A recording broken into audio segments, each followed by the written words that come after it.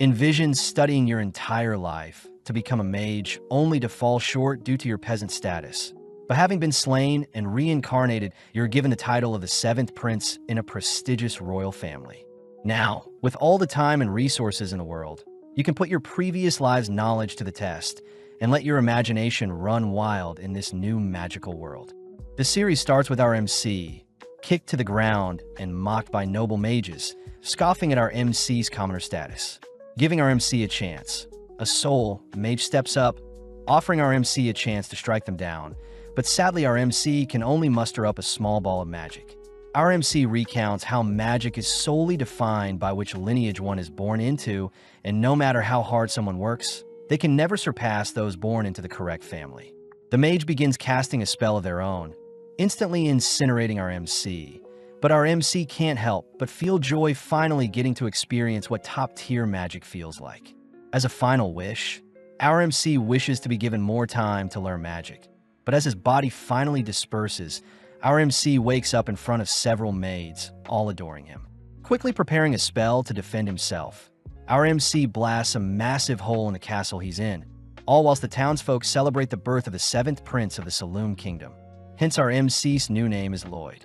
Several years later, the maids of the castle look everywhere for Lloyd, but Lloyd is clearly avoiding any attention, running into several guards only to ask them to keep his current location a secret. As Lloyd runs off, the guards wonder if they should grow closer to Lloyd, remembering how Lloyd is the seventh born in their family, so Lloyd most likely won't inherit the throne. Apparently, shortly after Lloyd was born, he immediately began speaking, reading spell books, and even refusing breast milk, leading many to believe Lloyd was the reincarnation of William Bordeaux himself, the father of sorcery. Following Lloyd, he admits that he is unsure why he can remember his past life. But slipping past the maids, Lloyd makes it to the castle's library filled with hundreds of books. As Lloyd prepares to tuck into some books, Sylpha appears, heading outside only to begin training Lloyd with wooden swords. Taking a quick break, Lloyd wonders why he still needs to train his swordplay, but Sylpha states that it is proper etiquette for any noble to wield a sword, something Lloyd already knew having been with Sylpha for 3 years.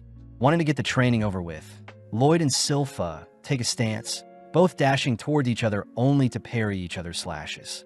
Impressed that Lloyd has improved so much, Lloyd knows Sylpha is still holding back, barely able to keep up as Lloyd has been secretly casting a copy spell to mimic Sylpha's swordplay. Even still, due to Lloyd's smaller body and build, Sylpha begins driving Lloyd into a corner, pushing him back. Assessing the situation, Lloyd tests out another skill to compensate for his childlike body, suddenly increasing his strength along with levitating his body. Now able to completely match Sylpha's slashes and movement, Lloyd forces Sylpha to take things more seriously. But when Lloyd attempts to weave in a sneak attack, Sylpha catches Lloyd off guard. Having already known Lloyd was using magic, Sylpha trips Lloyd, only to disarm and smack him on the head, revealing Lloyd's levitation magic.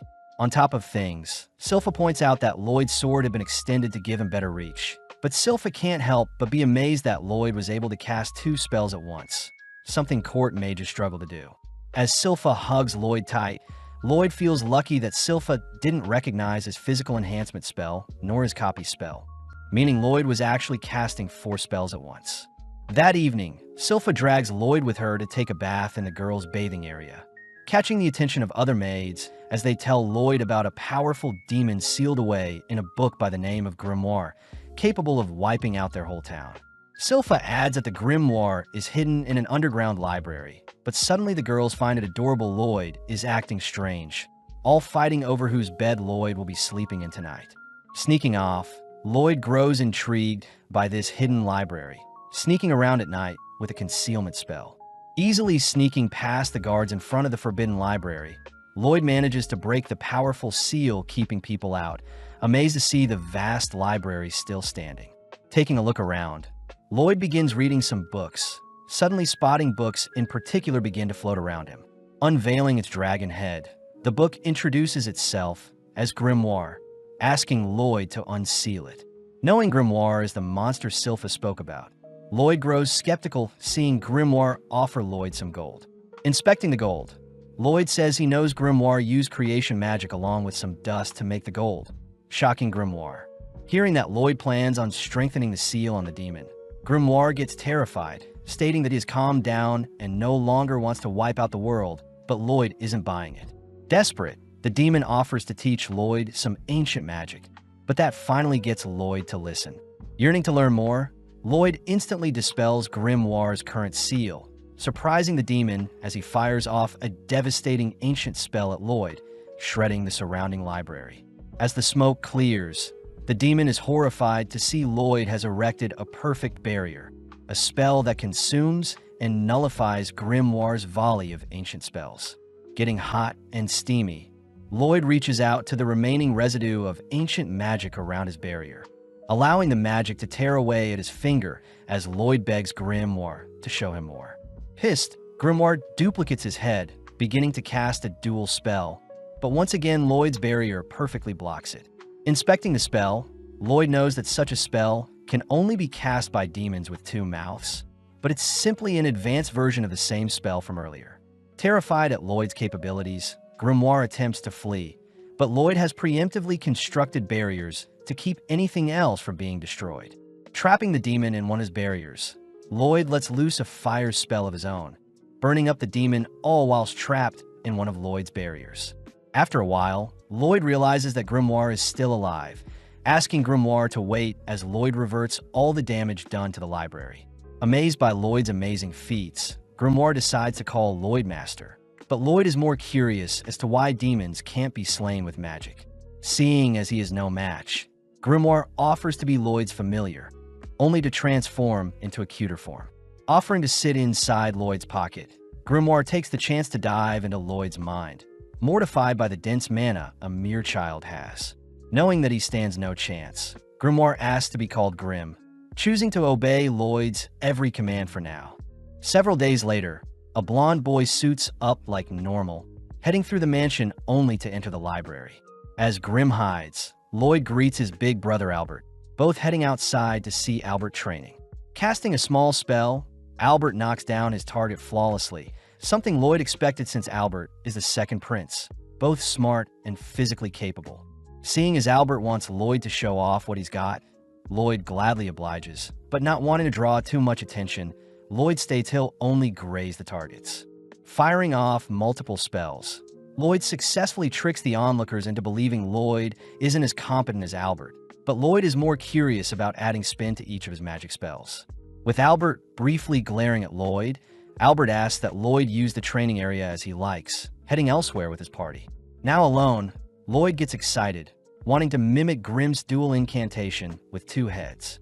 Although Grim states that only demons can cast such a dual spell, Lloyd gets an idea, absorbing Grim into his palm to act like a second mouth.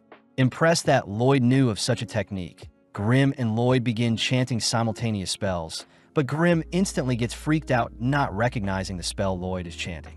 Pausing, Grim demands to know what spell Lloyd is casting. Shocked to hear Lloyd was trying a spell stack, purposely mixing multiple spells to have them cast simultaneously.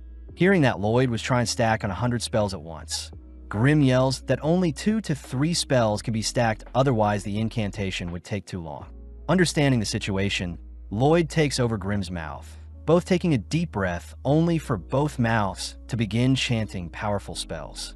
Seeing as Lloyd is folding together the essence of 2 magic types itself, Grim fears that the output would be devastating, watching as Lloyd incredibly unleashes a dual spell that ruptures into the skies. At the same time, Albert's retainers wonder why Albert spends so much time with a talentless boy like Lloyd, but Albert corrects them, stating that Lloyd had intentionally grazed all the targets the same way, believing that Lloyd will become a great sage one day. With one of the retainers refusing to believe so, we cut outside to see Lloyd has massacred the surrounding area, even tearing a hole through the stratosphere to reveal the constellations themselves. Briefly admiring the sky, Lloyd rushes to repair the clouds, returning the nighttime back to daytime. The next day, Grim shows off the newspaper reporting on a mysterious phenomenon tearing apart the skies, but Lloyd is more fixated on the story on the back of the newspaper regarding adventurers conquering a dungeon and bringing back loot. Wanting to explore a dungeon of his own, Grim struggles to hold back Lloyd, but Lloyd reassures Grim that he's got everything figured out. Taking out an acorn, Lloyd casts a growth spell, creating an exact clone of himself that mimics his movements. Although Grimm is impressed, Lloyd is still worried, knowing that Silpha observes and tracks every bit of growth Lloyd experiences, meaning a mere dummy clone won't trick everyone. Getting an idea, Lloyd successfully manages to escape the castle undetected, asking Grimm if everything is fine on his end. It turns out that Lloyd had placed Grimm's soul into his clone's body, all whilst absorbing Grimm's body into his palm. Now that Lloyd's clone is more lifelike, Lloyd successfully tricks the maids, but Grimm wonders if he can cause a mess while Lloyd is gone. Sadly, since Lloyd can still communicate with Grimm, Lloyd thanks Grimm for all the help, flustering Grimm as he chooses to make Lloyd proud and not act up. Having flown far enough from the castle, Lloyd wonders where he can find a dungeon, suddenly halting as he spots a pink-haired girl fleeing from some monsters. In an instant, the girl sends one of the monsters flying, blitzing around only to begin dismantling the monsters, finishing off with an energy blast that shreds the monsters. Having witnessed everything, Lloyd recognizes the girl's techniques as a form of chi, something martial artists use.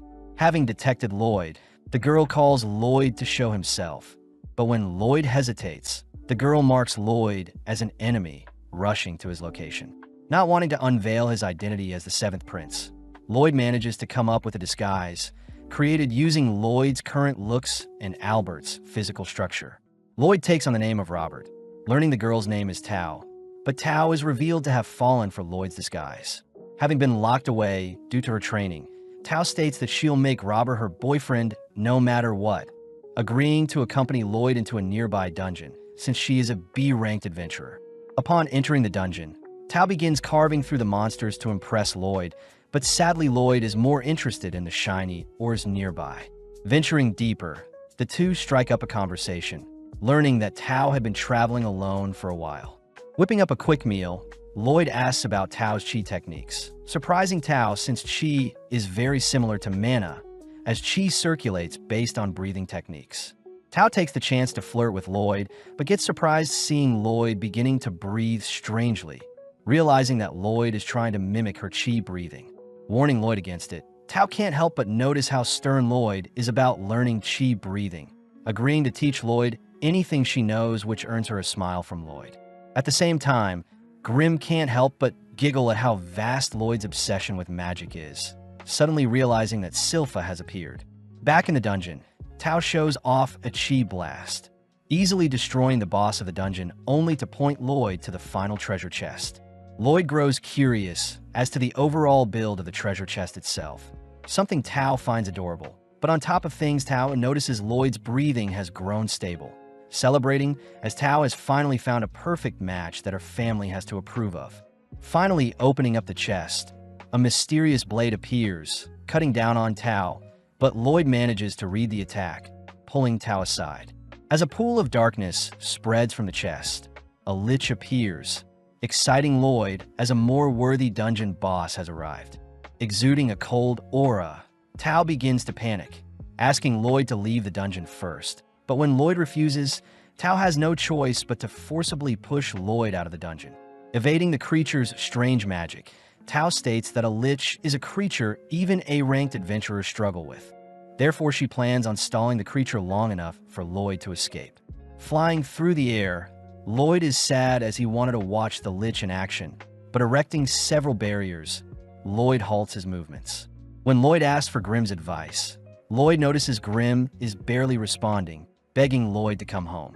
At the same time, Tao grows more fatigued, looking for an opening to escape herself, but the lich suddenly speaks up, having identified Tao's chi technique. The lich scoffs at Tao's inferior technique to magic, annoying Tao as she states that Lloyd was the only person that thought of chi as interesting, unlike every magic user Tao ran into. Breathing in, Tao bolts forward, clashing into the lich's barrier, but having anticipated such a thing, Tao begins to fire off hundreds of punches, ultimately breaking a hole in the lich's barrier. Collapsing to the ground, Tao knows she has completely exhausted her energy, hopelessly watching as the lich appears behind her, mocking her pathetic attempt. Choosing to end the battle, the lich fires off another shard of magic, but Lloyd appears, nonchalantly blocking the spell along with reassuring Tao that he's here to help. seeing as Lloyd needs to return home to Grimm quickly. Both the Lich and Lloyd begin chanting spells. But in an instant, Lloyd dashes behind the Lich, a technique the Lich doesn't recognize. Firing off a volley at Lloyd, the Lich watches as Lloyd begins stalling by erecting a barrier. But taking a deep breath, Lloyd combines a movement spell with his chi breathing technique. Dashing around the Lich, Lloyd notices the Lich firing more magic at his barrier. But Lloyd's barrier easily defends, giving Lloyd more time to perfect his breathing. Seeing as his own barrier is slowing him down, Lloyd shatters his own barrier, accelerating further as he maneuvers around the dungeon, all whilst evading the Lich's magic. Finally condensing two techniques into one, Lloyd counters the Lich's magic with a technique he just created, firing off hundreds of slashes, all whilst tuning the spell's speed and sharpness.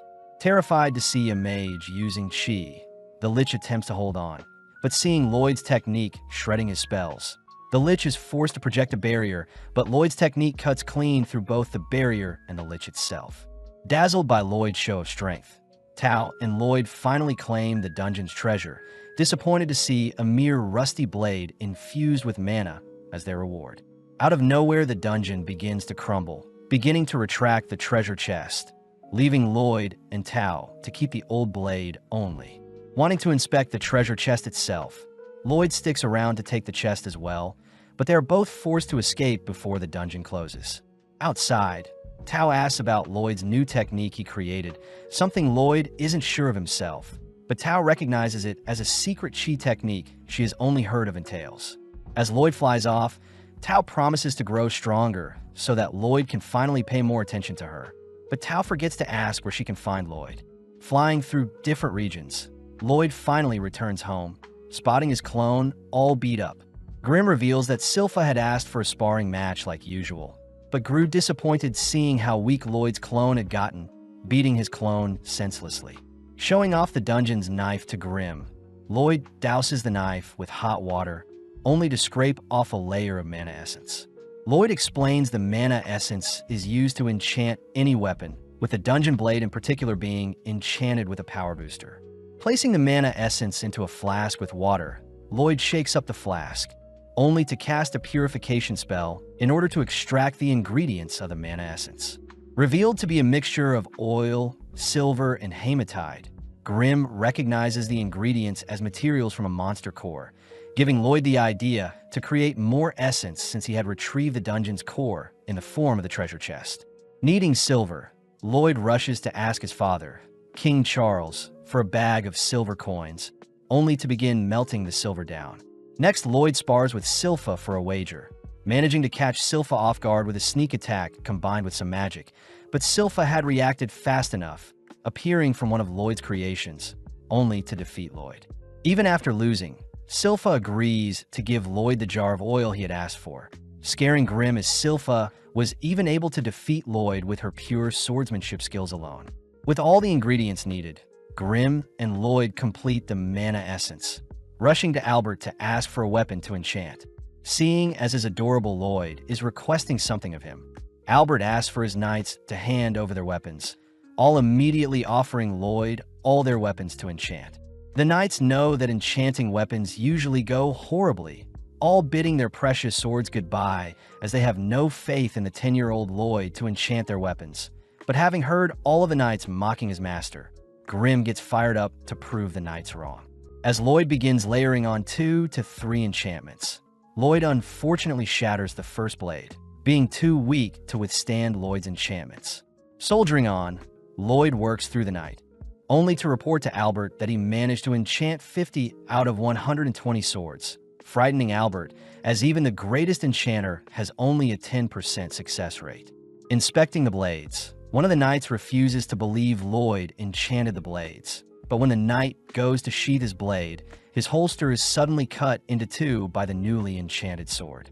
Spotting a glowing blade in particular, Albert is mesmerized by the enchantments, offering Lloyd to join him on a monster hunt given by their father. Heading out of town early the next day, Lloyd accompanies Albert and Silpha, all heading towards a forest via carriage. Lloyd asks where the monsters they are hunting will be, excited to hear the monsters reside near a lake, especially since Lloyd can see how strong his enchanted blades are. As Silpha admires Lloyd's adorable expressions, Albert can't help but tease Silpha for clinging on to Lloyd too much, but Albert is silent seeing Silpha draw her sword. Just then, Silpha detects creatures approaching, spotting that the monsters are all wielding steel equipment.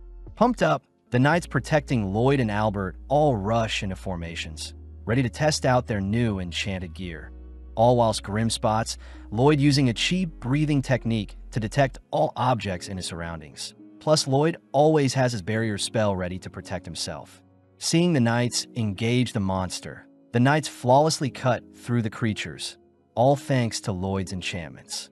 Praising Lloyd, Albert declares that Lloyd truly is a prodigy, but they both suddenly spot a monster rushing them. Before the two can react, Tao appears, dispatching the creature. Having sensed a cute guy nearby, Tao had rushed over, crouching beside Lloyd only to realize Lloyd is using a cheap breathing technique. Plus, Lloyd looks very similar to Robert. As Tao senses another monster attacking from behind, Silpha is forced to save her, demanding that Tao step away from her precious Lloyd. Stopping the girls from fighting, Albert asks Tao to accompany them, all setting up camp for the night near a lake. Thanking Tao for escorting them, Tao points out how although Albert is cute, Albert wasn't the cute guy she was detecting.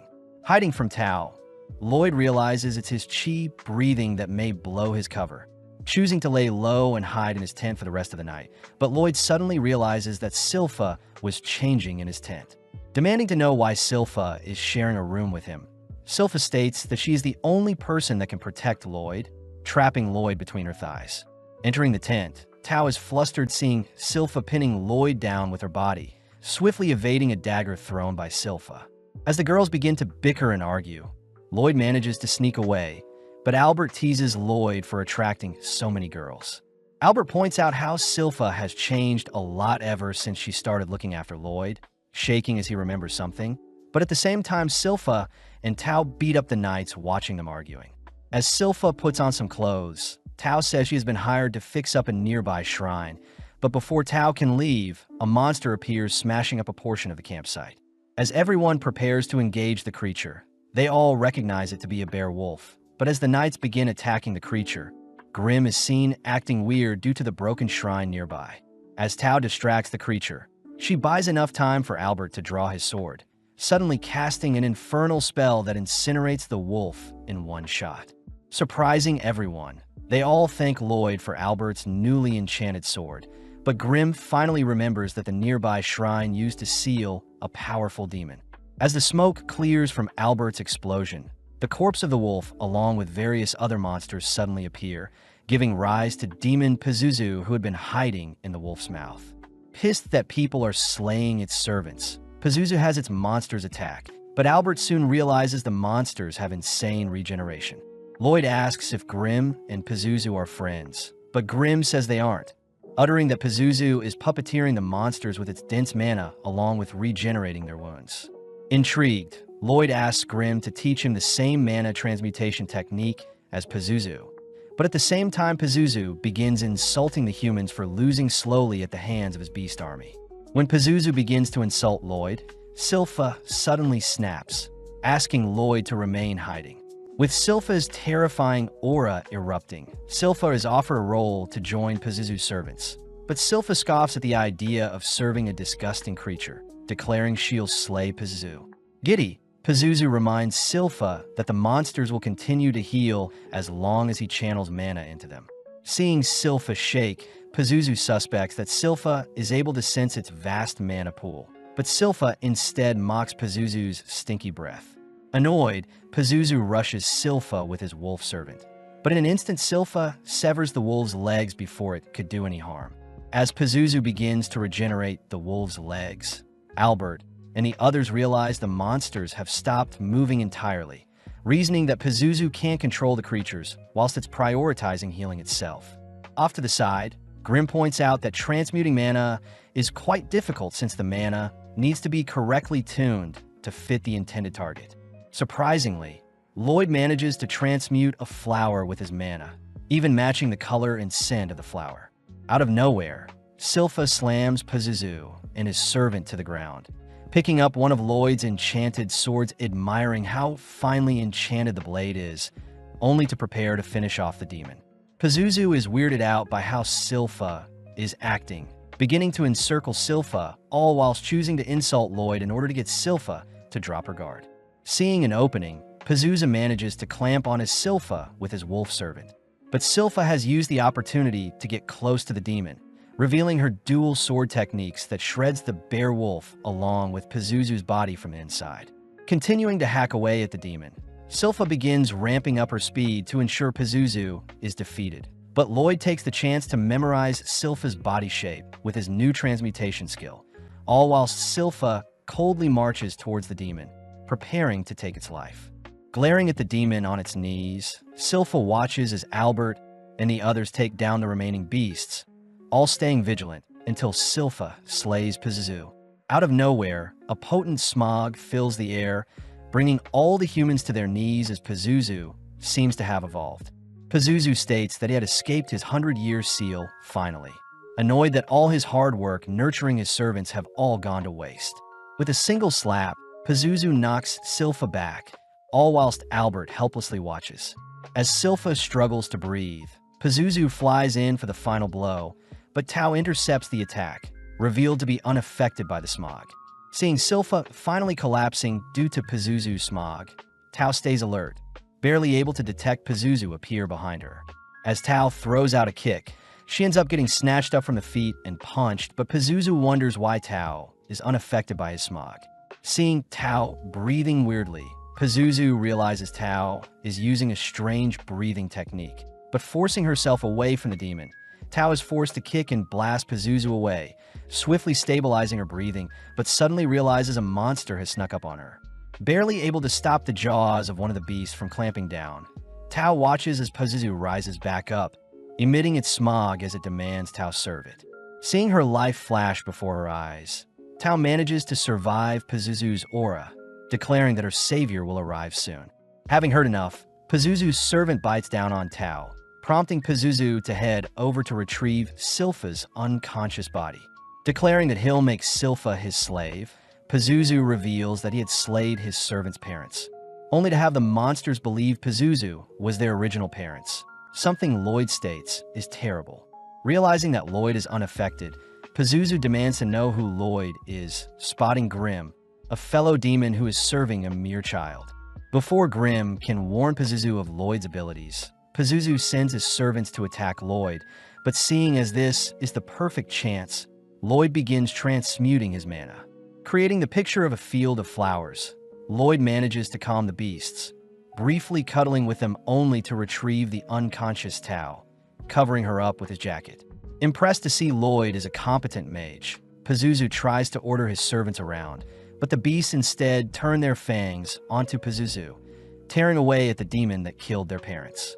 Having sustained a decent amount of damage, Pazuzu chooses to dispose of his own servants, slamming them together only to kick them to the ground.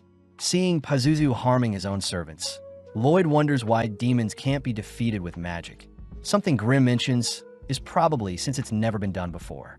As Pazuzu's mana begins to swell up, the surrounding area begins to perish, but Lloyd is more curious as to how much mana it will take to defeat a demon.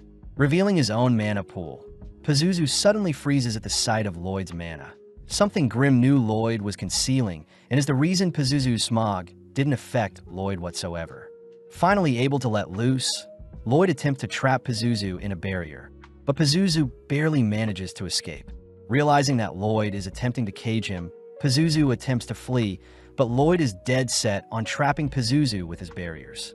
Floating all throughout the skies, Pazuzu continues to evade capture, all whilst Grim learns Lloyd is capable of casting 20 spells at once. But making use of Grim, Lloyd increases his spell output.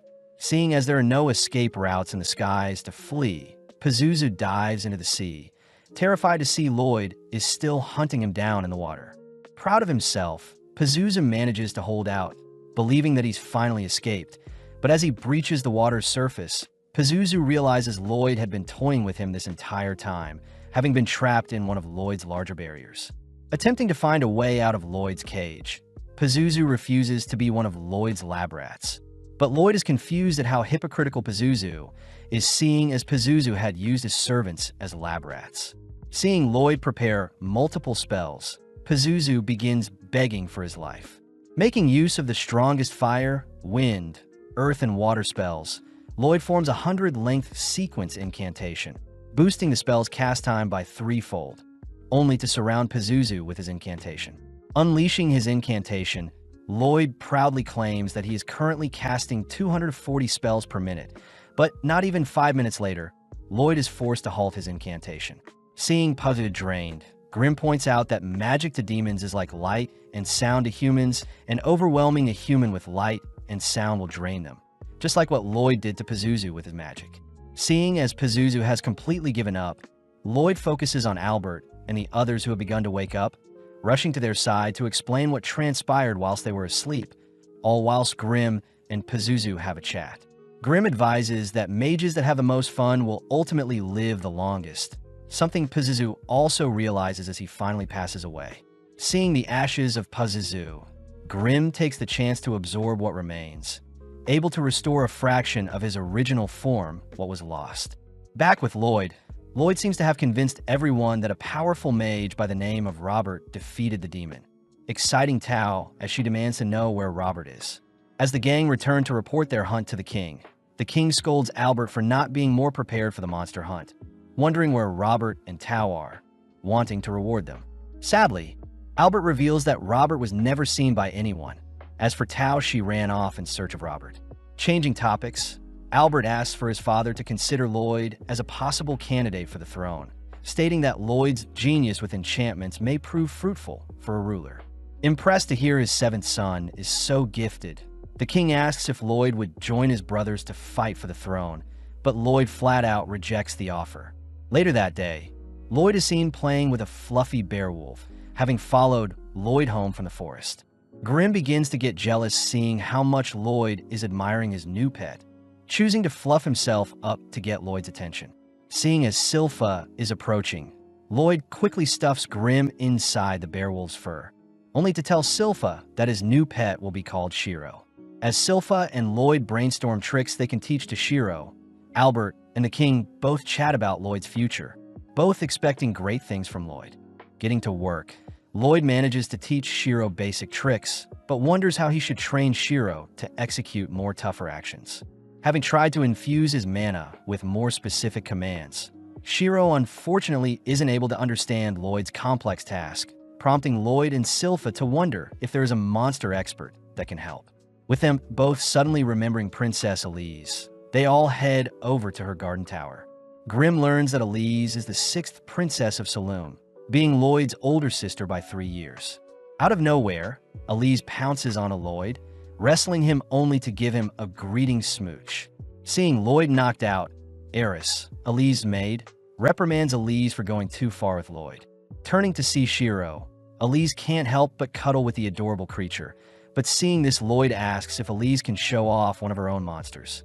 Out of nowhere, a lesser Fenrir appears, snatching away Silpha's headband. Lloyd is shocked, seeing as the monster slipped past his detection. Lloyd is intrigued as to what command Elise gave to the Fenrir in order to have it time its approach.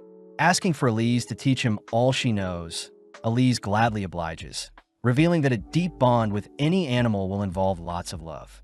Demonstrating her powers, Elise calls for the animals to surround her, stating that love is a technique anyone can learn.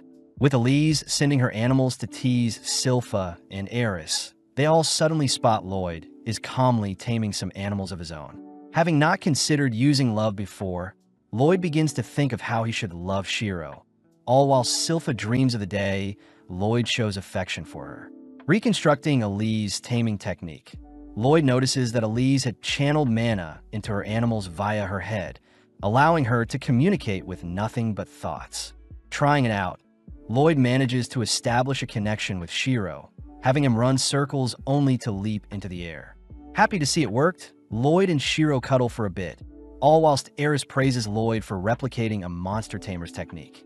Elise cries that love is the most important factor for taming monsters, something Lloyd doesn't disagree with, especially since the tamer must get to know the monster they want to tame first. Seeing Lloyd adorably explain love, Eris, Silpha, and Elise all adore Lloyd, rushing to his side only to begin loving him. As Lloyd begins heading back, Silpha says they'll be sparring again today, but out of nowhere Albert appears, asking to borrow Lloyd for a bit. Albert calls for Lloyd's older brother Dien, the fourth prince, to show himself. Heading to a small smeltery, Dien demands to see Lloyd enchant a blade for himself. But Albert defuses the situation by revealing that Dien always wanted to be a blacksmith, even traveling to the nation of Bartram to learn smithing when he was 10. Sitting down, Dien watches as Lloyd begins enchanting a sword, refusing to believe Lloyd has learnt so much at such a young age. But when Lloyd finishes up his enchantment, Dien can't help but tremble seeing how magnificent Lloyd's enchantments are. Getting excited, Dien states that Lloyd can help Dien achieve his dream of creating the ultimate spellbound sword, a weapon that has enchantments built into it and layered onto it. Dien reveals that he was never capable of casting magic like most mages.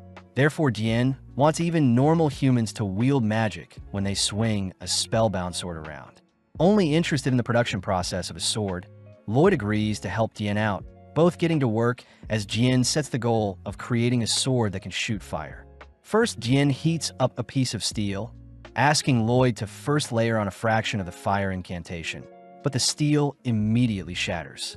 As Lloyd attempts a weaker enchantment, Dien can't help but notice Silpha and Shiro interested, having Silpha help out with hammering the steel, but sadly Lloyd's powerful enchantments are still too strong for the piece of steel. Completely baffled, Lloyd racks his head for an alternative solution, reassured by Dien that Lloyd could try as many enchantments as he likes, especially since Dien bought a bulk of mana essence for cheap. Suddenly realizing something, Lloyd inspects the mana essence. Realizing that the hematide in the essence is way too weak, Lloyd asks if Dien has any spare hematide lying around. Upon hearing that Dien doesn't, Silpha offers to accompany Lloyd to a dungeon, both heading to the Adventurers Guild. Entering the guild, Lloyd greets Katarina the receptionist, only to fill out a form for his details. Next, Lloyd is asked to place his hands on a crystal ball, something Lloyd knows is used to measure one's stats. Fearing that his current power level will destroy the orb, Lloyd begins compressing his mana, managing to achieve an overall rank of E. As the other adventurers laugh at Lloyd's poor rank, the receptionist points out that Lloyd has a magic stat of a rank, making him comparable to the mighty Silver Blader, something the other adventurers refuse to accept. Legend has it that the Silver Blader flawlessly carved through every dungeon they entered, achieving an A-rank status only to disappear. Seeing the adventurers continue to mock Lloyd, Silpha can't help but scare the men a bit, revealing herself to be the infamous Silver Blader who supposedly vanished. When Silpha attempts to re-register herself, the receptionist sadly states that Silpha has been demoted to C rank. Unfortunate since every party needs a B rank if they want to enter dungeons. At that moment, Tao appears offering to assist, seeing as she is an A-rank adventurer, but Silpha quickly ignores her. Silpha learns that Tao had failed to find Robert, even searching various dungeons for him. But willing to compromise, Tao demands to have a date with Albert as reward if she helps Lloyd explore a dungeon. With Silpha retrieving Lloyd's jacket from Tao, Lloyd admires how interesting of a life Silpha must have had in the past, hearing that Silpha in her past had only ever failed to take down the Assassin's Guild, a ragtag group of adventurers. Having picked out a dungeon, the gang immediately set out, explaining their goals to Tao, swiftly working their way to retrieve the core of the dungeon. At the same time, Albert checks in on Dien, happy to see Dien and Lloyd are getting along well, but Albert states that a war will break out soon. Trembling at the thought of being unable to help, Dien declares that he'll create the spellbound swords to help his kingdom, spotting Lloyd and the others returning. Getting back to work, Dien and Lloyd manage to finish off their first blade, heading straight to the training area only to eradicate their test targets, terrifying everyone. Having named the Blade D-Lord, Lloyd heads to bed, exhausted from spending the entire day fine-tuning the blades along with mass-producing them. Rewarding Shiro with some belly rubs, Lloyd notes how Albert seemed awfully stiff throughout the day, but suddenly Lloyd detects a strange presence in their garden. Impressed, Shiro wasn't able to pick up the mysterious presence. As the mysterious figure begins running around the garden, Lloyd suddenly appears, asking to have a chat. When the figure attempts to flee, Lloyd simply erects a barrier, cutting off any escape. Seeing no other option, the figure unveils their hood, apologizing as she blasts Lloyd with a sweet scent. but Lloyd realizes it's poison. Attempting to cleanse the negative effects, Lloyd suddenly collapses, having failed to neutralize the girl's poison. Lloyd deduces that the girl is using a new type of toxin, hearing stories about those with strange abilities, people known as the Blighted. The girl confirms herself to be the Poison Blighted, Run the Poison Moth. Heading over to Lloyd's barrier, Rin instantly shatters it with a kick, having weakened it with her poison. Rin reassures Lloyd he won't pass away, warning Lloyd of the side effects he may experience in the next few days. Just like that, Rin disappears, allowing Lloyd to finally rest a bit. Having seen everything, Grim learns that Lloyd is actually canceling out Rin's poison with a breathing technique, wondering why Lloyd didn't just capture her. Lloyd reveals that he plans on tailing Run to her hideout, recognizing Run as one of the 6 Assassin Guild members. Lloyd gets excited wondering what the other members' special abilities are, praising Rin for concealing her presence so well, but Lloyd has already figured out their trick. As Lloyd rushes off, Silpha and Shiro barely miss Lloyd, cutting over to the assassin members as they berate Rin for getting caught so easily. Rin states that she has discovered that the royals are mass-producing spellbound swords, a sign that there is a war coming. When Rin tries to make suggestions, the assassin members cut Rin off, reminding Rin that their leader Jade is already gone. Just then, the members detect someone watching them, forcing Lloyd to reveal himself as the members mention how they've heard great things about the 7th Prince. Seeing as Lloyd has discovered them, they have no choice but to take Lloyd out, but Lloyd is excited to see what the enemy has in store, releasing his barrier. Taking a fighting stance that mimics Tao's, Lloyd draws in a green headman, able to defend against most of his strikes, but suddenly spots one of the man's punches wrap around his arm. Introducing himself as the warp-blighted Babylon the Giant Rat. Knowing that Babylon's movements exceed what mages are capable of, Lloyd suddenly realizes someone is behind him, abruptly collapsing to the ground as Crow the Dark Raptor binds him with a curse. Following up, Galilea attempts to pummel Lloyd, but Lloyd uses brute strength to escape Crow's curse, but sadly gets entangled in Galilea's spiderwebs. With no choice, Lloyd ditches his clothes, ecstatic to have run into a user with curse speech along with people able to transmute their mana. Sensing another attacker, Lloyd begins evading several slashes from Talia, intrigued to see Talia impale her own leg, only to feel the pain in his legs as well. Introducing herself as the Pain Blighted, Talia gets weirded out seeing how happy Lloyd is, watching as Lloyd analyzes and reverses Talia's wound both on Talia and himself. Intrigued to see how Talia's reflection magic works, Lloyd traces Silpha's battle style, terrifying the assassin members as they reveal past trauma facing the Silverblader. With Lloyd's aura erupting, the assassin members all scramble from their positions, but Babylon is Lloyd's first target. As Lloyd catches up to Babylon, Lloyd slams him into the ground, impressed to see Babylon relax his body so as to not sustain too much damage. Appearing around Lloyd, Galilea, and Crow pinch him, but Lloyd predicts Crow's cursed speech attack, slipping out of the pinch and allowing the curse to blast Galilea into Talia instead. Before Crow can chant another curse, Lloyd appears behind him, dicing up and slamming Crow into the ground, perfectly mimicking Silpha's techniques. Off to the side, Galilea struggles to separate himself from Talia, but since his webs have bound them together, Talia's clothes are accidentally pulled apart. Seeing an opening, Lloyd rushes to attack Talia, warned by Talia that the damage will be reflected on Lloyd himself, but Lloyd could care less. Talia is slammed into a wall, making Lloyd euphoric, finally experiencing pain for the first time in a while. Seeing as Galilea has managed to sneak up behind Lloyd, Lloyd employs Tao's martial arts, blasting Galilea into a nearby wall as well, terrifying Rin. Before Lloyd can engage onto Run, Galilea asks for Lloyd to leave Rin alone, revealing that Run is unable to control her toxins. Lloyd suddenly realizes that all the assassin members aren't really good at controlling their powers, watching as Galilea rushes him. But Lloyd suddenly hits Galilea with a special attack. Pissed, Rin throws a kick whilst releasing her toxins, but Lloyd simply blocks it with his barrier, asking Run to calm down. Right on cue, Galilea utters that he is fine. Lloyd states he has engraved Galilea's curse directly into their body, giving him more control of their curses, bringing Galilea into tears. applying the same trick onto the others. The members begin to celebrate, finally able to toggle their powers on and off. Off to the side, Rin is seen holding back her tears, finally able to wear whatever she likes without accidentally releasing her poison.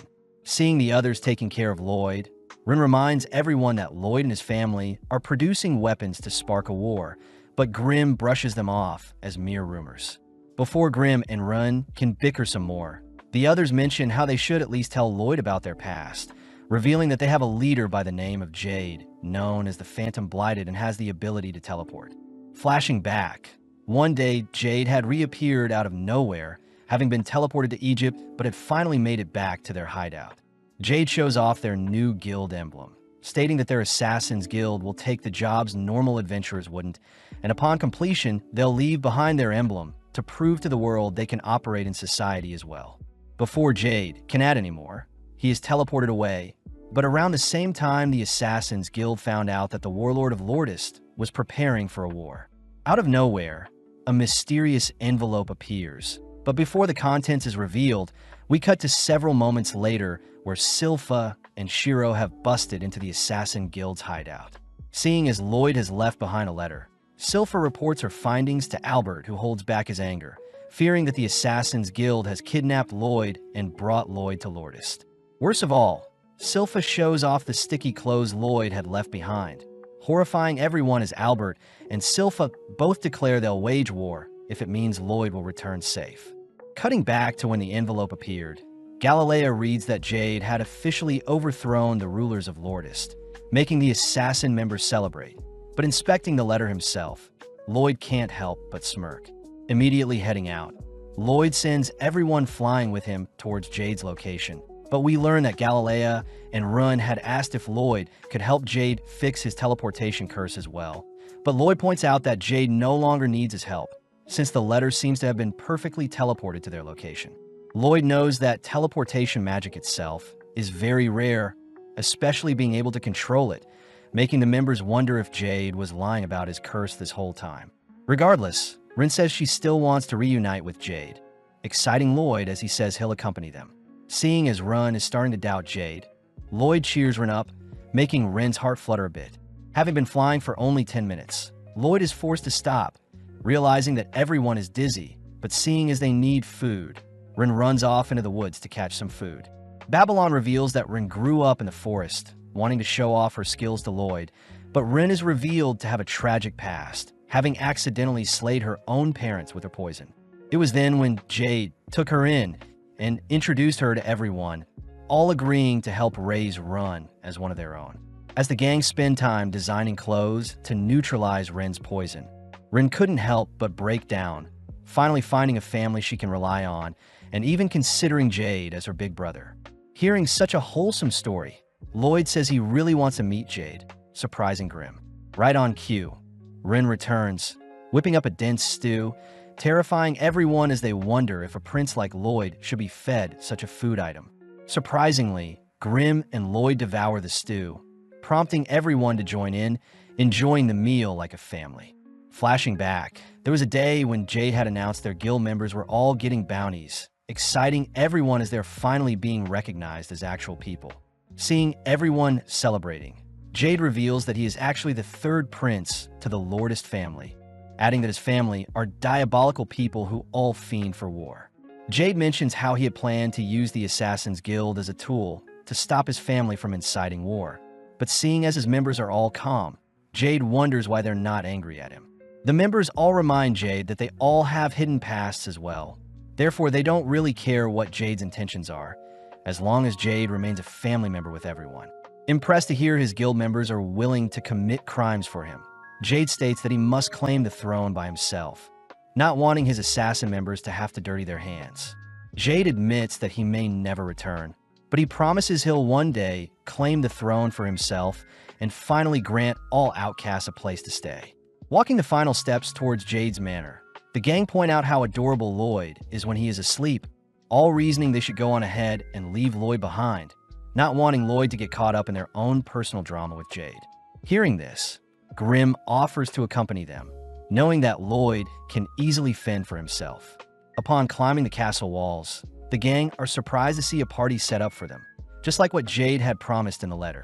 Before the gang can head back and retrieve Lloyd, they're interrupted by an egg-shaped looking man, inviting them all into the courtyard where they're officially welcomed as the guest of honor. With everyone in disbelief, Ren hugs Grim tight, getting nervous to reunite with Jade. Finally, Jade appears nonchalantly, annoying everyone as they watch Jade switch clothing. Relieved to see Jade is the same as usual.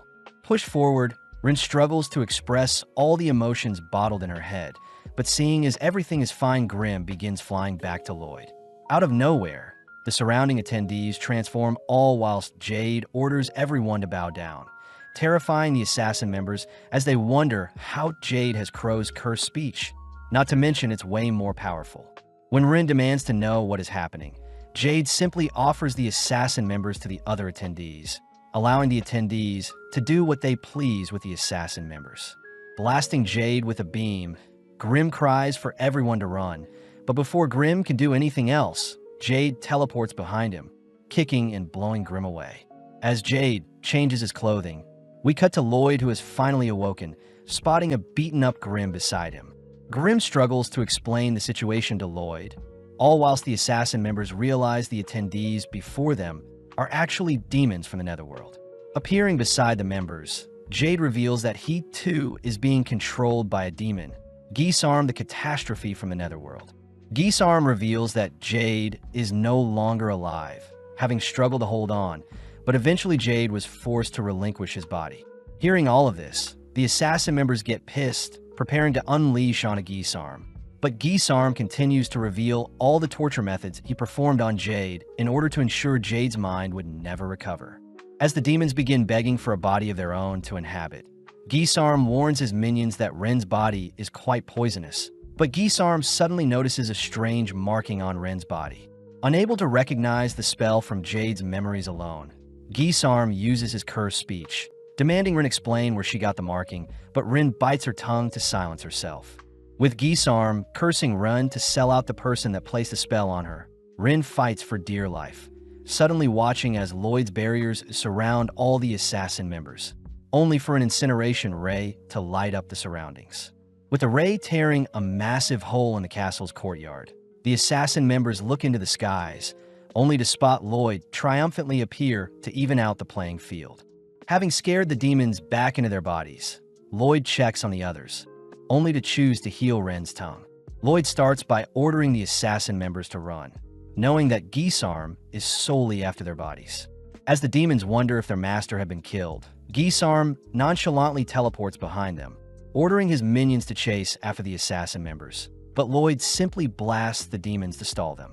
As two demons appear beside Lloyd, Lloyd continues to monitor Geesearm's every move, watching as Geesearm speaks a death curse that weaves through Lloyd's barrier. Seeing as it's best to dodge, Lloyd analyzes the curse, noting how the curse causes cardiac arrest and slays the target struck by the curse. Grim advises Lloyd to flee, seeing as Geesearm's cursed speech is a form of transmuted mana, a complete counter to Lloyd's mana barrier, as the mana barrier can only block spells created from mana. But seeing as transmuted mana is a different form, Lloyd's barrier won't be able to block Geesearm's attacks. Grim also points out Geesearm's mana is quite vast, being a completely ascended being, explaining that demon servants are ranked 10th amongst demons. Demon Pazuzu was ranked 8th. Grim himself is ranked 3rd, but Geesearm is a demon lord, placing himself above rank 1 and considered the pinnacle of all demonkind, being able to take on even 100 rank 1 demons alone. Seeing as Geesearm is the real deal, Grim advises Lloyd to flee, but Lloyd chooses to introduce himself to Geesearm. Geesearm remembers Jade's memories had once mentioned Lloyd the 7th Prince, but regardless, they both prepare to enjoy the oncoming battle.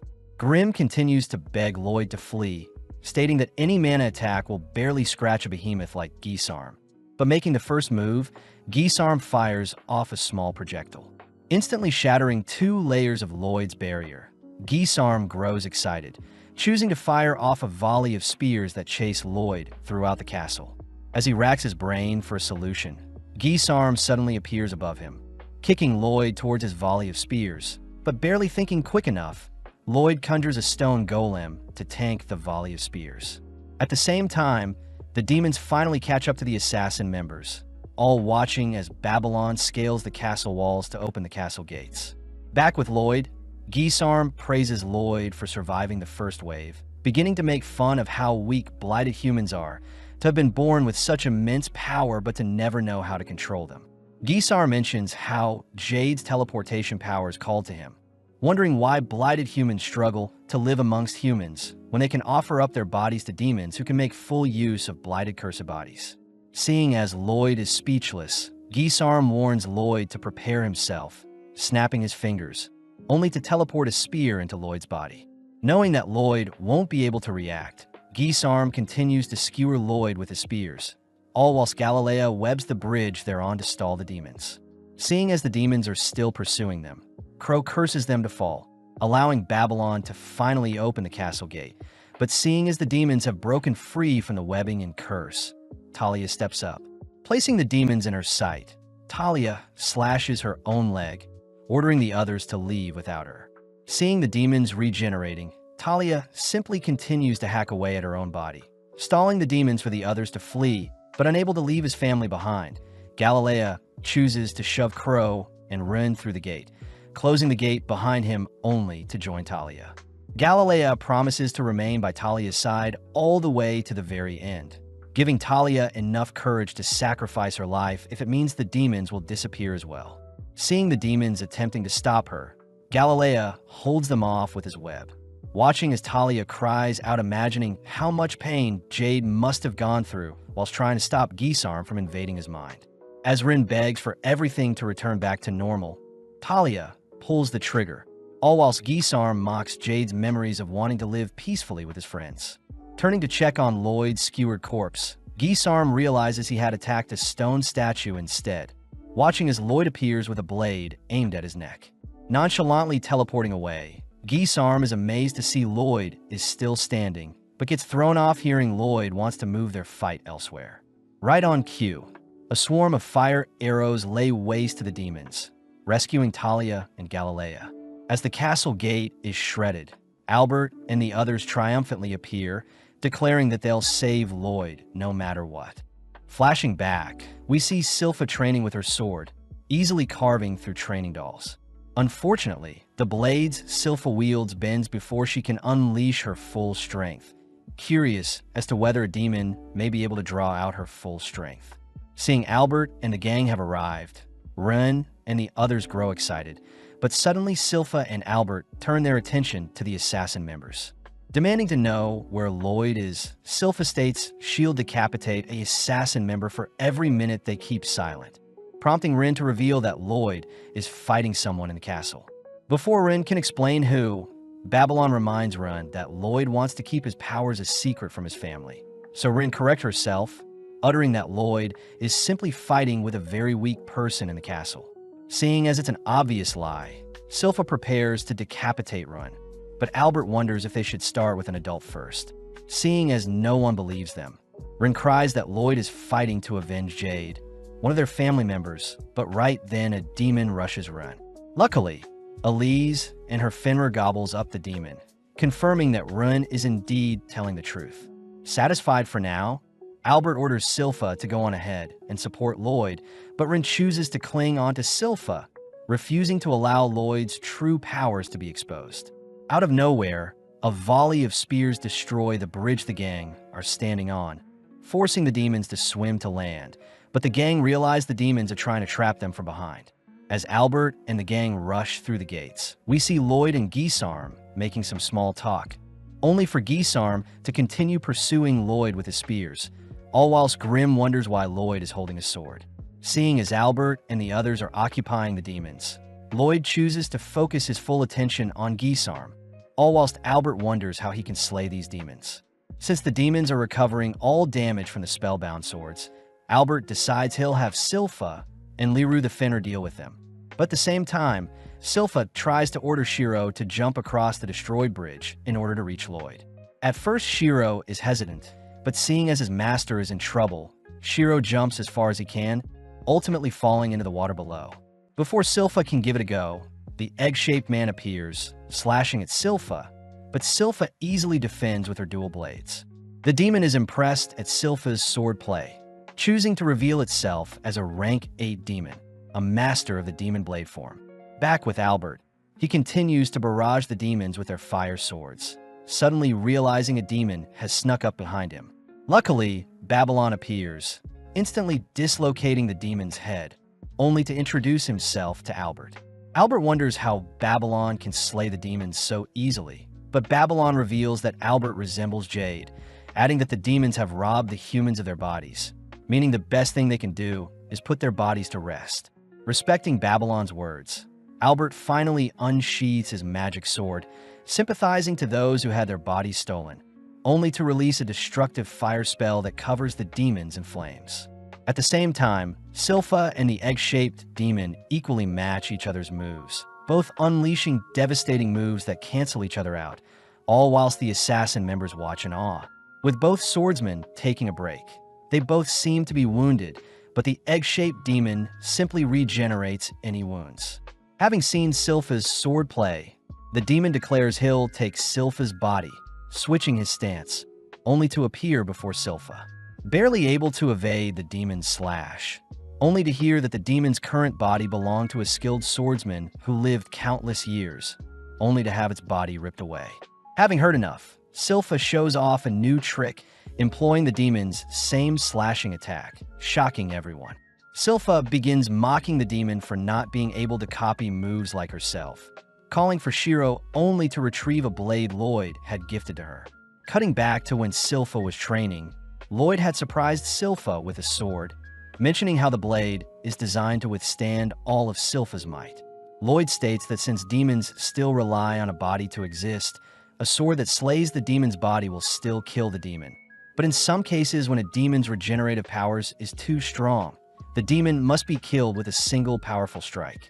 Surprised, Silpha wonders why Lloyd is giving her this sword, but Lloyd mentions how Silpha always holds back when she fights, knowing that Silpha's current swords can't withstand her full force.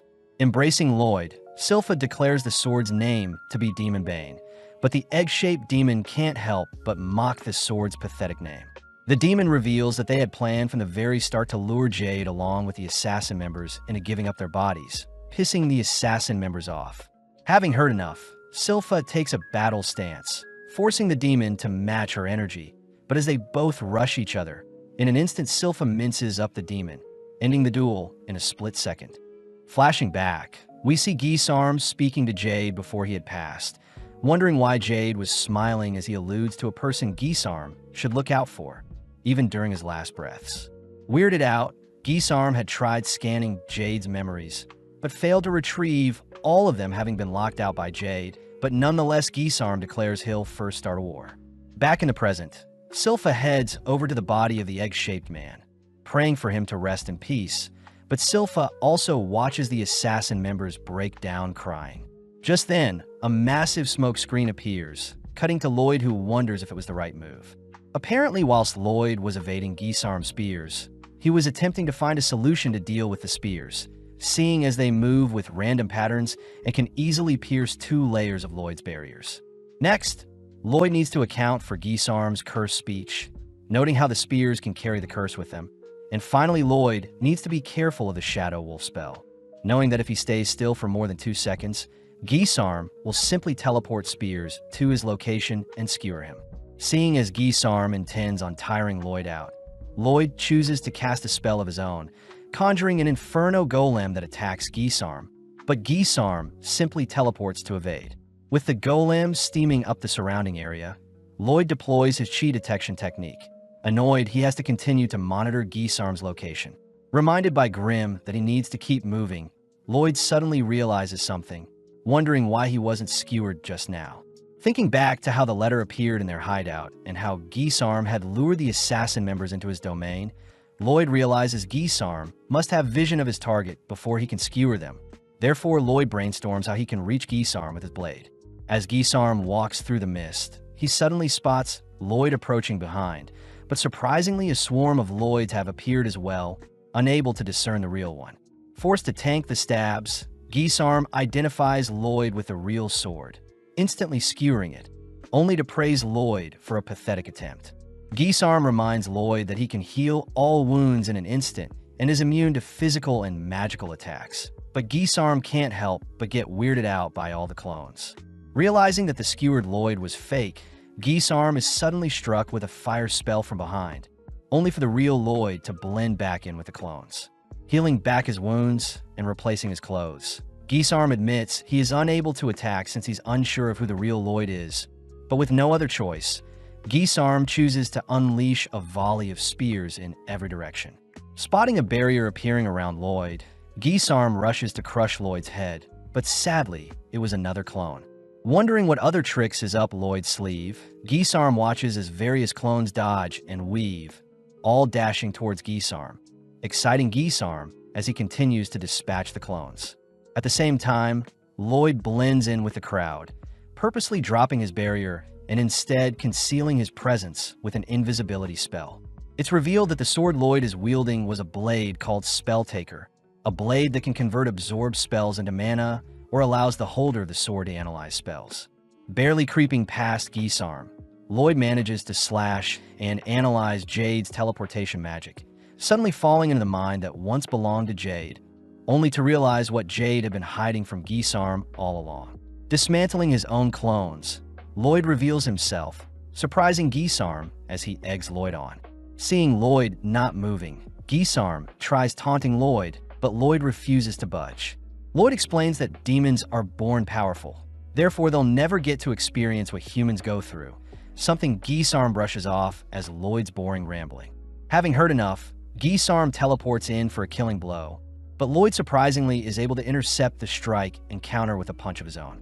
Terrified at what Lloyd just pulled off, Lloyd explains he had used chi to conceal his intentions. Plus, Lloyd had predicted where Geesarm was teleporting to.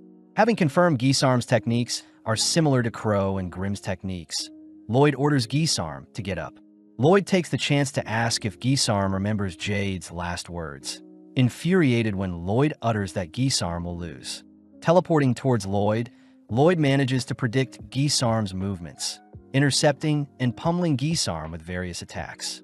Continuing to cut off Geesarm's movements, Lloyd manages to blast Geesarm with a double-casted spell, sending Geesarm back into the pit of magma created by Lloyd's initial death ray.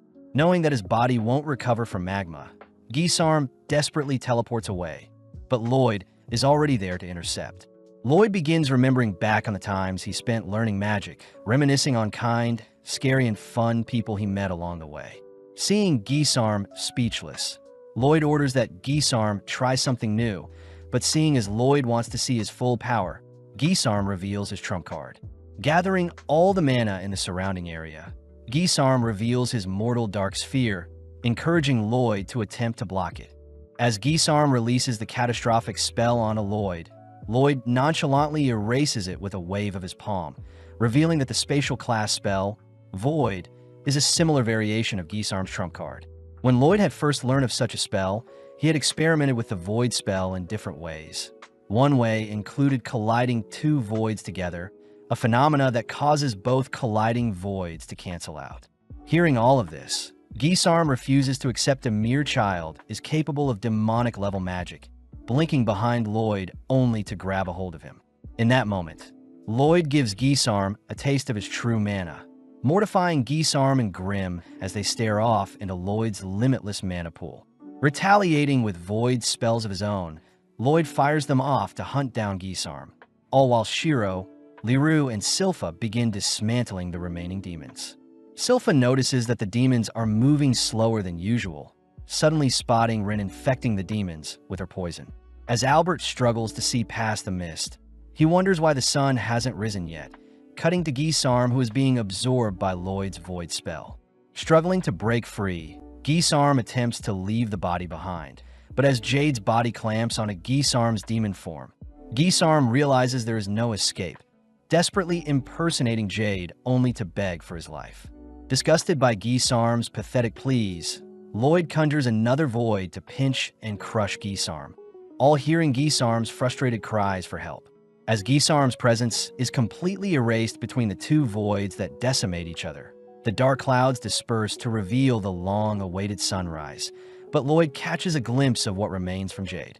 Flashing back, Jade had once told his guild about the rumors surrounding Lloyd the Seventh Prince, speculating that the Seventh Prince was a prodigy and may be able to lift the curses on the Blighted.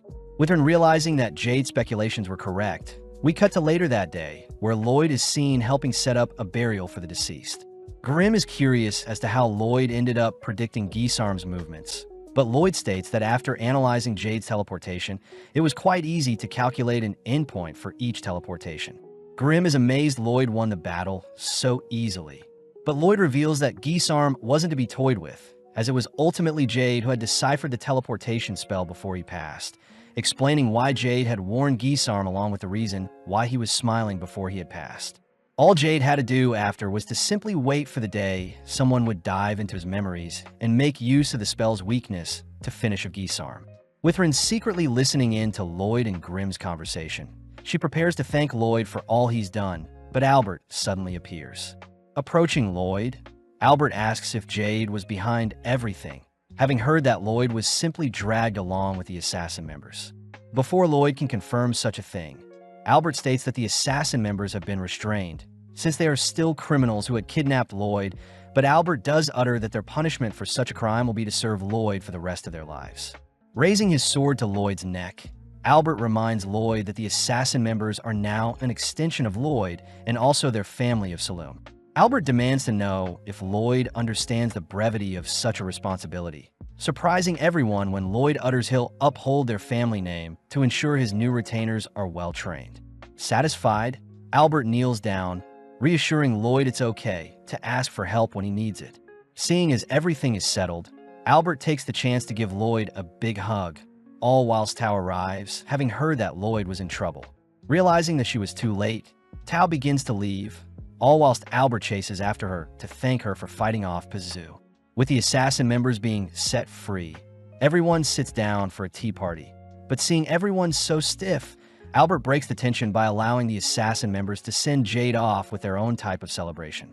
Finally letting loose, both Crow and Tao mourn at the passing of Jade, all whilst Talia attempts to seduce Albert. Brushing off Talia's advance, Albert demands to know all the details behind Lloyd's sticky clothing, all whilst the girls enjoy a refreshing bath. Rin takes the chance to ask Silpha if she can serve Lloyd as well, but Silpha calls for Lloyd to appear, flustering Rin as Lloyd nonchalantly allows it. Hearing Rin continue to doubt herself, Lloyd advises that Rin change her attitude first, reassuring Rin that she'll be accepted no matter who she was in the past, bringing Rin to tears. The season ends with Rin starting her first day as Lloyd's new maid, helping Silpha dress up Lloyd, only for Lloyd to report his adventures to the king, spending the remainder of his free time studying up on some more magic. Continuing from the previous season, we follow Rin entering Lloyd's room to tell him about breakfast. But as Rin greets Shiro and Grimm, she is suddenly frightened hearing Lloyd's voice. Lloyd announces that he had perfected the mana block Rin used to conceal her presence, a feat that makes Rin speechless, but she suddenly apologizes, seeing as she was too casual with Lloyd. Lloyd says it's been a couple of days since Rin has been a maid, hearing that she is still struggling with the basic manners and chores she must perform, but regardless, Rin promises to serve Lloyd well. Lloyd says Rin can speak to him casually when they're alone, but Silpha appears, declaring that Rin must not address Lloyd casually no matter what. Lloyd is happy to see Rin is fitting in quite well, but as we cut to later that day, we see that the Lordist Kingdom is undergoing repairs. Lloyd is seen testing out the spring web floors Galilea had installed, all still shocked that Galilea had been elected governor of Lordist Island. But Lloyd reveals he had personally recommended Galilea. Lloyd wants Galilea to make the island a safe haven for those that are blighted, something Galilea promises he'll do in order to carry on Jade's legacy. But the gang wonder if they could create a barrier to protect their island. Grimm says they should use divine sorcery, horrifying the others as they realize Grimm is a demon. But Grimm continues by stating that divine sorcery is special magic given to wielders by God and primarily deals with evil beings. Crow and Talia are skeptical of God's existence, but Grimm asks that Lloyd elevate his magic with divine sorcery. But Lloyd hints at some conflict he has with the church in the past. Regardless, Babylon and Rin accompany Lloyd to visit a church, but Lloyd asks why Rin is here, flustering Rin as she says Silpha couldn't make it, plus she just wants to spend time with Lloyd. Babylon says one must serve the church through good deeds before they can be blessed with divine sorcery. So as the gang head inside, Lloyd gleefully greets Father Herbal. Herbal is glad to see that a kid is interested in the church, but upon recognizing it to be Lloyd, Herbal reminds Lloyd that he terrorized them 2 years ago, demanding that Lloyd leave. Right on cue, Escher appears to defuse the situation, reminding Herbal that as holy figures they should forgive when possible, and with Lloyd showing off the adorable Shiro, Herbal agrees to accept Lloyd. With Herbal taking some time to adore Shiro's fluffy fur, he assigns Lloyd, Babylon, and Ren-appropriate attire along with a set of chores to start them off. Sadly, within a few minutes, we see Lloyd bored out of his mind, even accidentally breaking a shiny-looking vase only to mindlessly wander away. Escher cries that Lloyd needs to clean up after his mess, but seeing Lloyd apologetic, Escher says it isn't Lloyd's fault. Escher realizes the broken vase is one of Herbal's favorite antiques, wondering how she'll explain things to Herbal, but Lloyd finally feels bad, agreeing to help tidy up his mess. As Run and Babylon arrive, they ask what Lloyd was like in the past, making Escher reminisce as she says Lloyd only loves magic, suspecting Lloyd is here today to learn divine magic. Apparently 2 years ago, Lloyd would break things as well, having zoned out when doing mundane tasks, and Escher would never scold him seeing how adorable he was. Lloyd wanted Escher to punish him with some divine magic, but Escher says such magic isn't used for discipline, and when Escher asked Lloyd to sing together, an annoyed Lloyd left the scene. Out of nowhere, a demonic-looking monster had attacked their church, something we now know was Lloyd's doing. But when some of the debris from the monster's rampage flew towards Lloyd, Escher had dived in front of Lloyd to protect him.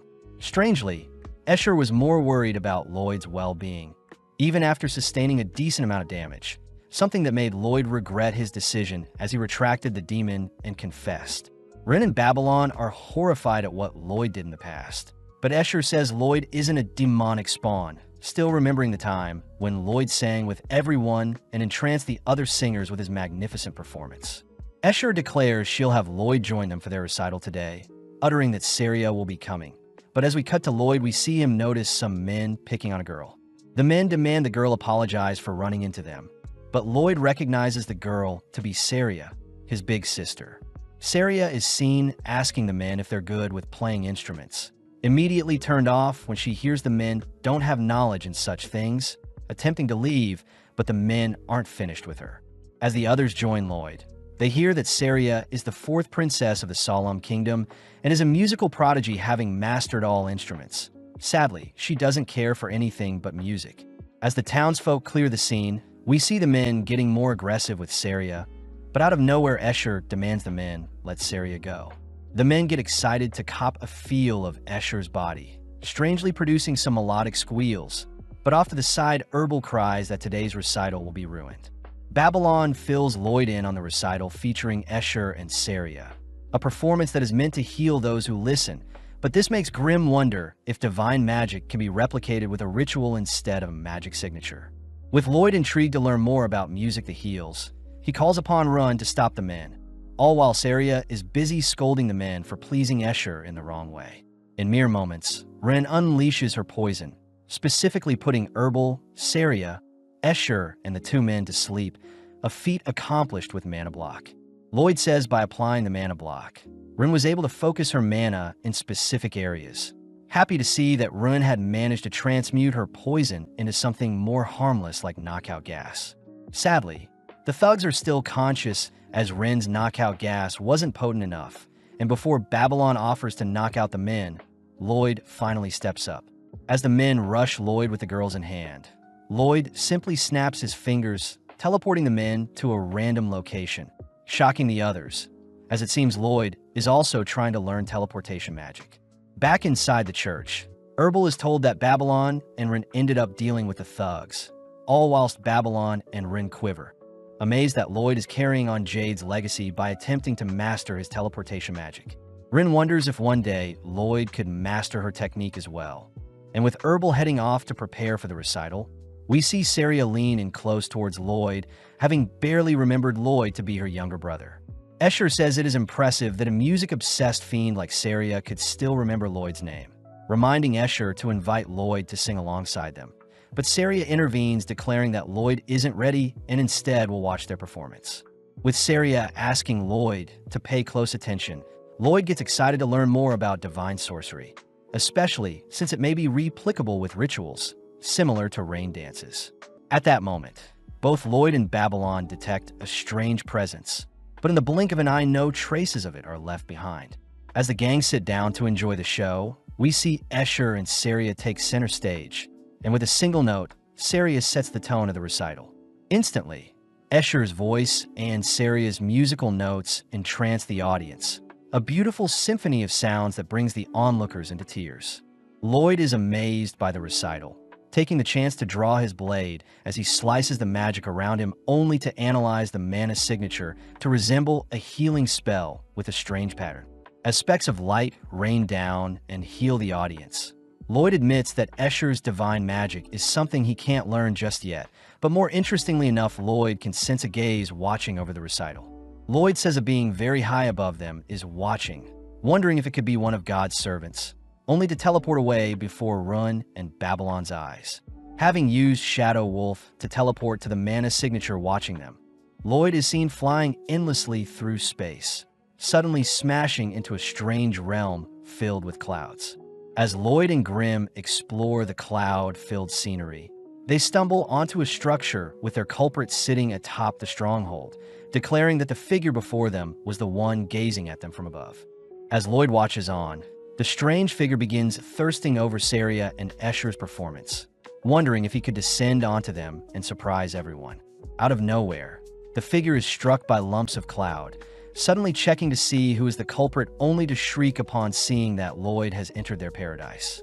Snapping back into character, Jiriel, the angel, introduces himself, a being that serves the 64 deities of paradise. Jiriel asks how Lloyd entered their domain, especially since the wall between the human realm and their one should have kept anyone out, but Lloyd brushes aside the question, asking if he can be taught divine magic. Jiriel scoffs, seeing as a mere human is asking something of it. But Grimm and Lloyd get annoyed at how cocky Jiriel is acting, prompting Grimm to threaten to spill how Jiriel was creepily spying on the girls. Jiriel says he will only bestow divine magic on those worthy, and seeing as Lloyd isn't someone he fancies, Jiriel demands that Lloyd leave. When Lloyd tries asking once more to be taught divine magic, Jiriel conjures several holy swords that instantly dart towards Lloyd's position, but Lloyd erects a barrier to negate the attack. Seeing as Lloyd is refusing to leave, Jiriel says he'll get a little serious, all whilst Rin is seen panicking since Lloyd hasn't returned yet. Babylon wonders if he and Lloyd detected the same presence earlier, preparing to leave as well, only to notice that the clouds outside are awfully gray. Amping up his attacks, Jiriel sends multiple swords at Lloyd this time, forcing him to defend with his blade. Lloyd can't help but get excited seeing as the swords float like feathers, but are as strong as steel, and strangely the divine magic created actual swords, so Lloyd can't analyze and steal the magic used to create the swords. As Lloyd tosses his sword back to Grimm, he reasons that Jiriel will be able to produce an infinite amount of swords as long as he has mana. Therefore, Lloyd conjures a spell of his own. Wanting to test the durability of Jiriel's swords, Lloyd individually conjures a water, fire, earth, and wind spell, simultaneously firing them at Jiriel. But when Jiriel evades the magic, he is horrified to see Lloyd's magic shatter the barrier separating their realms. Seeing as Lloyd has snuck up on him, Jiriel swats Lloyd away, only to declare that his Luxa blades are invincible. Off to the side, Lloyd wonders how he can continue his experiment, pissing off Jiriel. Before Jiriel can react, Lloyd coldly utters the enchantment to activate Shadow Wolf, completely entrapping Jiriel with 4 magic circles that obliterate him with 4 elemental affinities. With the surrounding area being lit up by the explosion, Lloyd is surprised to see Jiriel evade his monstrous attack, but Grimm is horrified to see that Lloyd is trying to master Gisarm's offensive teleportation spell. When Grimm questions if Lloyd should be going all out on Jiriel, Lloyd says he isn't done yet, declaring he'll show off what he learned from Jade as he teleports another fire spell toward Jiriel. Sadly, Jiriel evades once more, choosing to taunt Lloyd as Jiriel states that Lloyd's magic isn't worthy to be blocked by his Luxa, but this fires Lloyd up. Lloyd racks his brain for a solution to catch up with Jiriel's speed, noting how the cast time of his magic spells are giving Jiriel an opening to evade the attacks. and when Jiriel sees Lloyd deep in thought, he takes the chance to rush Lloyd. Lloyd declares he'll conjure the magic spell and teleport at the moment it fires, perfectly catching Jiriel off guard as he's forced to sacrifice multiple Luxas in order to prevent himself from being burnt to a crisp. Seeing as Jiriel still refuses to give up, Lloyd gets excited hearing that Jiriel's Luxa can infinitely regenerate and duplicate, prompting Lloyd to conjure 4 more elemental spells, but this time, the spells perfectly consume Jiriel. Jiriel cries that he was lying and that there is a finite amount of swords he can create, but having been decimated by Lloyd, Jiriel is seen collapse onto the clouds below with a see-through body. Grimm suspects that since Jiriel is made of mana, his body becomes more transparent the weaker he is, and before Jiriel can dissipate for good, Lloyd begins pumping mana into him to rejuvenate him. Jiriel is touched by Lloyd's act of kindness, amazed that Lloyd was so willing to feed him a huge amount of mana, and as Lloyd feeds Grimm some mana as well, Jiriel offers to form a pact with Lloyd and teach him divine magic. Secretly, Jiriel says he'll possess Lloyd and take over his body, but when Jiriel and Lloyd form their pact, Jiriel is horrified to see he's been absorbed into Lloyd's hand. Grimm cries that Jiriel was naive to look down on Lloyd, crying that Lloyd has way more mana than Jiriel, and seeing as he has no choice, Jiriel says to learn divine magic, an angel must engrave their signature onto the caster's soul. Although special use cases like singing are needed to use divine magic, Lloyd is the exception, seeing as Jiriel has formed a pact with him. And as Lloyd begins digging into the essence of divine magic itself, he declares that he's unlocked a new skill. Jiriel mocks Grimm, seeing he wasn't able to bestow anything useful on a Lloyd, but Grimm knows that with his new knowledge on divine magic, Lloyd will be capable of conquering both the netherworld and paradise. Lloyd does admit that he is quite sad to see he picked up divine magic so quickly, revealing that he loves to indulge and study the magic he wants to learn, but seeing as it's still a win overall, Lloyd asks how he can cast the Luxa spell Jiriel was using. With Jiriel asking Lloyd to picture a sword, Jiriel says he is quite impressed by how honest Lloyd's love for magic is, briefly reminding Jiriel of a person that impressed him in the past. As Lloyd manipulates his mana to create his own Luxa blade, Jiriel is horrified to see Lloyd summoning an eldritch-looking monster, a creature with hundreds of bones that wrap around their surroundings. Jiriel says the Luxa changes forms depending on the caster's mana, but before Jiriel can ask Lloyd to continue with his spell, Grimm demands that Lloyd stop before he casts something irreversible. Back with Babylon, he is seen strolling around the church's courtyard, all whilst wondering what this strange smell he's been detecting is. Babylon sees that the nearby flowers are covering up the musk, but wanting to investigate further, Babylon is suddenly stopped by a strange man who asks where Babylon is going. Freezing, Babylon is asked if he wants to be escorted back to the recital, but Babylon says he wants to stay and smell the roses a bit more. The man reveals that he is a pastor that helps guide people around the church, but Babylon points out how the pastor isn't wearing a rosary. Acknowledging the keen observation, the pastor apologizes as he shows off his rosary, suddenly changing the topic as he says the garden is a holy place Babylon should respect. As Shiro and Ren appear, they tell Babylon that the recital will end soon, but suddenly Shiro becomes frightened upon seeing the pastor. As Shiro growls at the pastor, Babylon asks why the pastor's rosary is so shiny, wondering if it's been cleaned often or if it's been barely worn. Before our trio can leave, the pastor begins to act strange, but out of nowhere Lloyd appears, having returned. Wondering what is happening, Lloyd nonchalantly brushes past the pastor, only to be welcomed back by the others. With Lloyd and the others heading back to the recital, Jiriel notices something familiar about the pastor, but regardless, the gang head inside to praise Escher and Saria for their amazing performance. As Lloyd holds back Jiriel from thirsting over the girls, Babylon asks if there is anything special about the garden in the church, but Escher says the garden is where they bury pets that have lost their lives. Babylon reasons that the corpses must be the strange smell he was sensing, but he can't get the weird interaction with the pastor he had out of his mind, something Lloyd picks up on. With Lloyd declaring that he'll be leaving the church, we cut outside to see it pouring, all whilst the pastor curses at himself for losing his previous rosary and his new one almost blew his cover. Suddenly, a tile from the floor opens to reveal some disturbing-looking creatures, prompting the pastor to declare that he'll need to be more careful seeing as their momentous day is soon to come. Back at the Lourdes Castle, we see Jiriel teaching some of the assassin members how to manifest their own luxes with divine magic. But Jiriel is annoyed that Lloyd wants him to create a pathway to speed up how the assassin members conjure their luxes. Before Jiriel can mention the only other person he's blessed in the past with similar privileges, Lloyd asks Jiriel to morph into a smaller form, seeing as his human form stands out too much, and with Grim teasing Jiriel shows off his bird form to the gang. Sitting down, Lloyd hears that Escher's singing was a divine purification spell, magic that can heal and exorcise undeads, ethereals, and demons. Out of nowhere, the thugs Lloyd teleported appears as they reveal themselves to be workers for the Lourdes Kingdom, and before they can get into a fight with Lloyd blasts them with a light spell that tames them. As the thugs promise to behave moving forward, Jiriel is pissed that the men laid hands on Escher and Saria earlier, but at the same time we cut over to Babylon, who seems to be cooking for the people of the church. Babylon is revealed to have stayed behind to make up for Lloyd abruptly leaving the church, and seeing as he was taught divine magic as well, Lloyd had given Babylon specific instructions to help out at the church. At home, Lloyd is greeted by his gorgeous maids, something that makes Jiriel jealous as Lloyd's prince status is a life he wished he had. Upon seeing Lloyd's doll clone, Jiriel wonders if he can take over the body to do devious things, but Grim forbids Jiriel from touching Lloyd's clone. Lloyd says he wants to test out divine sorcery on undeads and ghouls, and before Lloyd can explain more, we see Silpha entering the room.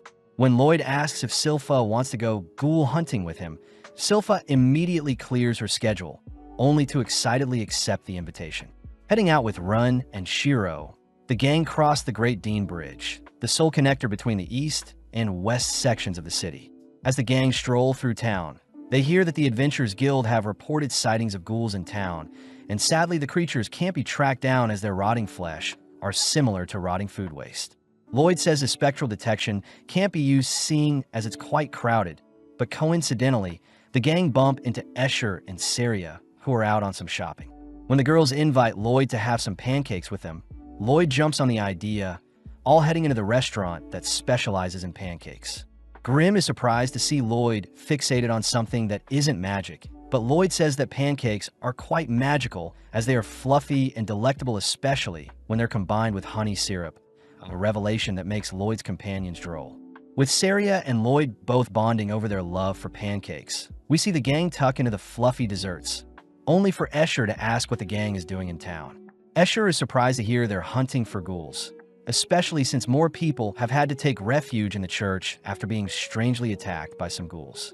Lloyd hears that most attacks have occurred on the Dean Bridge, the cemetery to the left of the church and the alley to the right of the church, and interestingly enough, the previous adventurers sent to deal with the ghouls have all gone missing, intriguing Lloyd more. Saria says she wishes for their recital to not be canceled as they'll need to put on a show to celebrate God's birth during the Great Advent Festival, where both the Pope and King will be attending. Seeing as Escher and Saria are working hard to put on the perfect show, the gang get pumped up to wipe out the ghouls to ensure their performance goes well, but Rin seems motivated more than ever. Rin says she is grateful to have experienced so many new things in her new life, declaring she'll protect the city no matter what, and seeing as their first location to search is the Dean Bridge, the gang head towards the sewers to kick off their search. Silpha and Shiro are immediately disgusted by the stenches emanating from the sewers, but when Silpha asks why Lloyd wanted to hunt ghouls in the first place, Lloyd mentions how he was invited by a particular adventurer. Right on cue, Tao appears from the sewers, embracing Lloyd with her smelly body, but Silpha quickly breaks up the reunion. Tao reports that she got lost in the sewers and lost her torch when returning to the entrance, but before Tao can head home to restock on supplies, Lloyd shows off his divine helio spell that lights up their surroundings. With Lloyd leading the way through the sewers, the gang are amazed that Lloyd's helio spell is both lighting up their surroundings and cleansing the surrounding air and water, making it a more appealing place to explore. With Tao now able to use her chi detection due to the clean air, she changes into one of Ren's maid outfits, noting how it's quite tight in the upper region. As the gang enter into a room filled with various paths, Lloyd employs Shiro to help sniff out the ghouls, and as Shiro fights their way through the disgusting stench filling the room, he eventually disappears into a particular pathway. Lloyd wonders if he can use his chi breathing to help scan the surrounding area. But before he can employ the technique, Tao stops him, demanding to know where Lloyd learned how to use chi. Seeing as he doesn't want to blow his cover, Lloyd asks Silpha to scare Tao away, only for Lloyd to ask if Silpha brought her Demonbane sword. Upon hearing that Silpha didn't, Lloyd hints that he has something else he wants Silpha to wield, but this makes Tao jealous. Tao says she wants to compete with Silpha to see who can slay more ghouls, and seeing as the winner will get a one-on-one date with Lloyd, both Ren and Silpha accept Tao's challenge. At that moment, Shiro reappears, having drawn the attention of hundreds of ghouls, pumping up the girls as they get ready to brawl. Lloyd chooses to equip the girls with specially crafted luxes to help with their challenge, asking them to go wild so he can see the capabilities of his divine magic.